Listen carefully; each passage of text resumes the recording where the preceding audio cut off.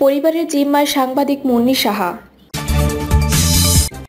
ইলিয়াস হোসেনের বক্তব্য নিয়ে কড়া প্রতিক্রিয়া আসিফ নজরুলের। জানাবো খেলাপি ঋণের সংজ্ঞা, কঠোরতার প্রভাব, চাপ বাড়বে ব্যাংক খাতে। এবং সর্বশেষ জানাবো ভালোভাবে বিদায় নিতে হলে দ্রুত নির্বাচনী রোডম্যাপ দেওয়া উচিত সরকারের, বললেন খন্দকার মোশাররফ। শুনছিলেন সংবাদ শিরোনাম, এবারে বিস্তারিত। ভালোভাবে বিদায় নিতে হলে দ্রুত নির্বাচনী রোডম্যাপ দেওয়া উচিত সরকারের, বললেন খন্দকার মোশাররফ। অন্তর্বর্তী সরকারকে যদি ভালোভাবে বিদায় নিতে হয় তাহলে দ্রুত নির্বাচনী রোডম্যাপ ঘোষণা করা উচিত বলে মন্তব্য করেছেন বিএনপির স্থায়ী কমিটির সদস্য ডক্টর খন্দকার মোশাররফ হোসেন। বিএনপির স্থায়ী কমিটির সদস্য বলেন, জনগণের মধ্যে বিভক্তি সৃষ্টি করতে নানা ষড়যন্ত্র করছে পতিত সরকারের দোসররা। এইসব ষড়যন্ত্র ধূলিসাৎ করে দিয়ে গ্রহণযোগ্য নির্বাচনের ব্যবস্থা করা উচিত বর্তমান সরকারের। খন্দকার মোশাররফ বলেন, ছাত্র জনতার আন্দোলনের ফসল হচ্ছে বর্তমান সরকার, কিন্তু তাদের মেয়াদ কখনো অনির্দিষ্টকালের জন্য হতে পারে না। বর্তমান সরকার যদি ভালোভাবে বিদায় নিতে হয় তাহলে দ্রুত নির্বাচনের রোডম্যাপ ঘোষণা করা উচিত, আর মূল সংস্কারগুলো করবে একটি নির্বাচিত সরকার। পরিবারের জিম্মায় সাংবাদিক মুন্নি সাহা। সাংবাদিক মুন্নি সাহাকে আটকের পর পরিবারের জিম্মায় ছেড়ে দেওয়া হয়েছে। রাতে রাজধানীর কাউরান বাজার থেকে স্থানীয় জনতা তাকে আটক করে। পরে তেজগাঁও থানা পুলিশের একটি দল এসে তাকে উদ্ধার করে নিয়ে যায়। এক পর্যায়ে তাকে হেফাজতে নেয় ঢাকা মহানগর গোয়েন্দা পুলিশ। সবশেষে অসুস্থতা সহ নানা দিক বিবেচনায় জামিন নেওয়ার শর্তে রাতেই তাকে পরিবারের জিম্মায় হস্তান্তর করা হয়। শনিবার রাতে ডিএমপির অতিরিক্ত কমিশনার রেজাউল করিম মল্লিক এ তথ্য জানিয়েছেন। সাংবাদিক মুন্নি সাহা এটিএন নিউজের শুরু থেকে টিভি চ্যানেলটির সঙ্গে যুক্ত ছিলেন। 2023 সালে 31শে মে এটিএন নিউজ থেকে পদত্যাগ করেন। পরে 1 টাকার খবর নামের নতুন একটি প্ল্যাটফর্মের সঙ্গে যুক্ত হন তিনি। পুলিশ ও প্রত্যক্ষদর্শী সূত্রে জানা যায়, শনিবার রাত 9টার পরে রাজধানীর কাউরান বাজারে 1 টাকার খবরের অফিস থেকে বের হয়ে সবজি কিনতে যান মুন্নি সাহা। জনতা টাওয়ারের সামনে সবজি কেনার সময় জনতার তোপের মুখে পড়েন। বেশ কিছুক্ষণ তাকে ঘিরে রাখা হয়। পরে ঘটনাস্থলে উপস্থিত হয়ে তেজগাঁও থানা পুলিশ তাকে উদ্ধার করে নিজেদের হেফাজতে নেয়। তাদের কাছ থেকে ডিবি হেফাজতে নেওয়া হয় মুন্নি সাহাকে। তার বিরুদ্ধে থাকা একাধিক মামলার মধ্যে যে কোনো একটি মামলায় গ্রেপ্তার দেখানো হতে পারে বলে এমন কথা জানিয়েছেন তেজগাঁও থানার ওসি। এমনকি বৈষম্য বিরোধী আন্দোলনে যাত্রাবাড়ি থানার একটি হত্যা মামলায় গ্রেপ্তার দেখানো হবে বলেও জানানো হয়।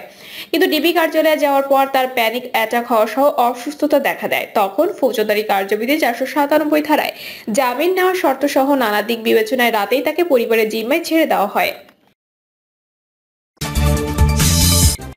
ইলিয়াস হোসেনের বক্তব্য নিয়ে কড়া প্রতিক্রিয়া আসিফ নজরুলের।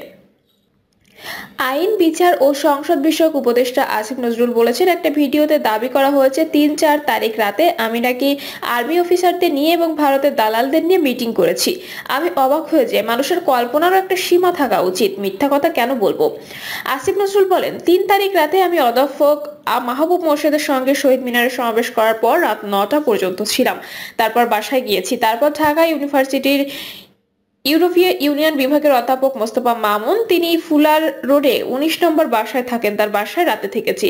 শুনেছি আমাকে মেরে ফেলা হবে অথবা গ্রেপ্তার করবে। 4 তারিখ সন্ধ্যার পর অনলাইন অ্যাক্টিভিস্টদের একটি প্রোগ্রামে অংশ নিয়েছি, যেটার ভিডিও আপনারা দেখেছেন। আমাকে সবাই বলেছে পালিয়ে যেতে। আমি আবার মোস্তফা মামুনের বাসায় চলে যাই।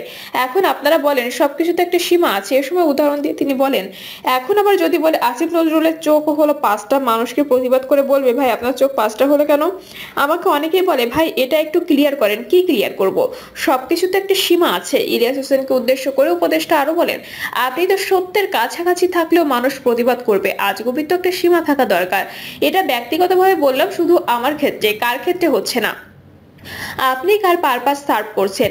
এমন প্রশ্ন রেখে আসিফ নজরুল বলেন, আজ আমাদের রাষ্ট্র গঠনের দায়িত্ব। এত মানুষের স্যাক্রিফাইসের বিনিময়ে আমাদের প্রধান কাজ কি? আমি সবসময় বলি, আমাদের প্রধান কাজ হচ্ছে 4টা: গণহত্যার বিচার, আহত নিহতের পরিবারের পুনর্বাসন, সংস্কার ও নির্বাচন। 17 বছর বাংলাদেশের মানুষ ভোট দেয় না, বাংলাদেশের তরুণরা ভোট দেয় না। এর আগে যুক্তরাষ্ট্র প্রবাসী বাংলাদেশি ইউটিউবার ইলিয়াস হোসেন তার ইউটিউব চ্যানেল পুলিশ আনসারের সমন্বয়ে গঠিত বাহিনী নিয়ে সশস্ত্র গেরিলা আক্রমণের পরিকল্পনা শিরোনামে একটি ভিডিও আপলোড করেন। খেলাপি ঋণের সংখ্যা, কঠোরতার প্রভাব, চাপ বাড়বে ব্যাংক খাতে। খেলাপি ঋণের সংজ্ঞা আরো কঠোর করার ফলে আগামীতে ব্যাংক খাতের চাপ বা সংকট বেড়ে যাওয়ার শঙ্কা রয়েছে। আওয়ামী লীগ সরকারের পতনের পর বিদ্যমান পরিস্থিতিতে এমনিতেই খেলাপি ঋণ ঊর্ধ্বমুখী ধারায় রয়েছে। আন্তর্জাতিক মানে উন্নীত করে সংজ্ঞা আরো কঠোর করার ফলে ব্যাংক খাতে খেলাপি ঋণ আরো বেড়ে যাবে। এর বিপরীতে বাড়তি প্রভিশন রাখতে হবে। এছাড়া নতুন নীতিমালায় নিয়মিত ঋণের বিপরীতে প্রভিশন রাখার হার আগের চেয়ে বাড়ানো হয়েছে। এমনিতে ব্যাংকগুলো 56,000 কোটি টাকা প্রভিশন ঘাটতি রয়েছে। এই বৃদ্ধির ফলে মূলধন ঘাটতিও বেড়ে যাবে। এতে বিনিয়োগযোগ্য তহবিল কমে যাবে। সার্বিকভাবে ব্যাংকগুলো আরো দুর্বল হবে। সূত্র জানায়, গত আওয়ামী লীগ সরকারের আমলে ব্যাংক খাতে ব্যাপক লুটপাট হয়েছে। লুটপাটের টাকা পাচার হয়েছে বিদেশে। এতে সার্বিকভাবে দুর্বল হয়ে পড়েছে ব্যাংক খাত। 9টি ব্যাংক দখল করে লুটপাট করার ফলে ওইসব ব্যাংক এখন আমানতকারীদের টাকা ফেরত দিতে পারছে না। এই নেতিবাচক প্রভাব অন্য ব্যাংকগুলোর উপরও পড়েছে। এতে সার্বিকভাবে ব্যাংক খাতে খেলাপি ঋণ বেড়ে যাচ্ছে। 5ই আগস্ট আওয়ামী লীগ সরকারের পতনের পর নতুন অন্তর্বর্তী সরকার এখনো পর্যন্ত জুন ও সেপ্টেম্বর প্রান্তিকের খেলাপি ঋণের তথ্য প্রকাশ করেছে। দুই প্রান্তিক মিলে খেলাপি ঋণ 1,03,000 কোটি টাকা বেড়ে মোট স্থিতি দাঁড়িয়েছে 2,85,000 কোটি টাকায়, যা ব্যাংক খাতের মোট ঋণের 17%। কেন্দ্রীয় ব্যাংকের গভর্নর সংবাদ সম্মেলনে সংখ্যা প্রকাশ করে বলেছেন, খেলাপি ঋণের হার 25% ছাড়িয়ে যেতে পারে। আগামীতে 3টি কারণে খেলাপি ঋণ বাড়বে। এর আগে খেলাপি ঋণের তথ্য গোপন করা হতো, এখন সব তথ্য প্রকাশ করা হচ্ছে। দুই ব্যাংক খাতে গত 15 বছরে যে জালিয়াতি হয়েছে সেগুলো সব তথ্য এখনো প্রকাশ হয়নি। এসব তথ্য প্রকাশিত হলে খেলাপি ঋণ বেড়ে যাবে। 3, খেলাপি ঋণের সংজ্ঞা কঠোর করার ফলে নিয়মিত ঋণ খেলাপি হওয়ার ঝুঁকি বেড়ে গেছে। এসব কারণে আগামীতে খেলাপি ঋণ বাড়বে। কেন্দ্রীয় ব্যাংকের প্রতিবেদন থেকে দেখা যায়, গত বছরের সেপ্টেম্বর প্রভিশন ঘাটতি ছিল 25,270 কোটি টাকা। ডিসেম্বরে কিছুটা কমে দাঁড়ায় 19,860 কোটি টাকা। খেলাপি ঋণ বাড়ায় মার্চে আবার প্রভিশন ঘাটতি বেড়ে দাঁড়ায় 26,580 কোটি টাকা। জুনে তা কমে দাঁড়ায় 24,810 কোটি টাকা। গত সেপ্টেম্বর পর্যন্ত ব্যাংক খাতে মোট প্রভিশন ঘাটতি হয়েছে 56,000 কোটি টাকা। এর মধ্যে সরকারি ব্যাংকগুলোর প্রভিশন ঘাটতি 40,204 কোটি টাকা, বেসরকারি ব্যাংকগুলো 15,832 কোটি টাকা। প্রভিশনের এই ঘাটতি খেলাপি ঋণ 17% ধরে। খেলাপি ঋণ আরো বেড়ে গেলে এই ঘাটতি বাড়বে।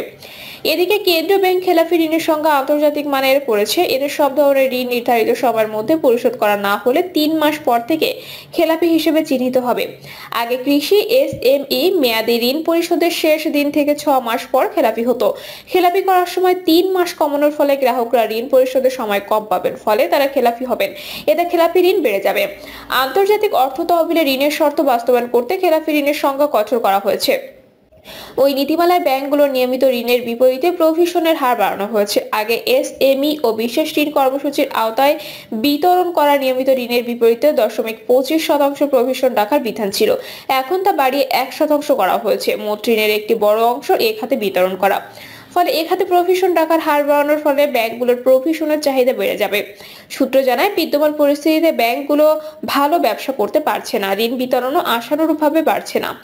আমদানি বাণিজ্যে চলছে মন্দা, সব মিলে ব্যাংকগুলোর আয় কমে যাচ্ছে। সাম্প্রতিক সময় ব্যাংকগুলোর নিট আয় কমেছে রেকর্ড পরিমাণে। আগামীতে আরো কমে যেতে পারে, কারণ খেলাপি ঋণ বাড়বে। খেলাপি ঋণ বাড়লে আর কমবে।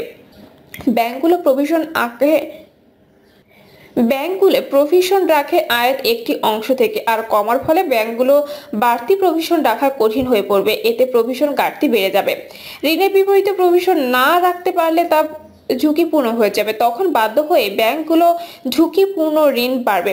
আয় কমায় সৃষ্ট অর্থ সংকটের কারণে মূলধন রাখতে পারবে না, ফলে মূলধন ঘাটতিও বাড়বে। এতে ব্যাংকগুলোর আর্থিক ভিত্তি দুর্বল হয়ে যাবে। এখনো ব্যাংকগুলোতে মূলধন ঘাটতি রয়েছে, আগামীতে এই ঘাটতি আরো বেড়ে যাবে। দুর্বল ব্যাংকগুলোকে লুটপাটের কারণে বর্তমান তারল্য সংকট প্রকট রূপ নিয়েছে। বিনিয়োগযোগ্য তহবিলের সংকট রয়েছে, আগামীতে ওইসব কারণে বিনিয়োগযোগ্য তহবিলের সংকট আরো বাড়বে। প্রিয় দর্শক, এই ছিল এখনকার সর্বশেষ সংবাদ। আপডেট সব সংবাদ পেতে চ্যানেলটি সাবস্ক্রাইব করে বেল আইকনটি ক্লিক করে রাখুন।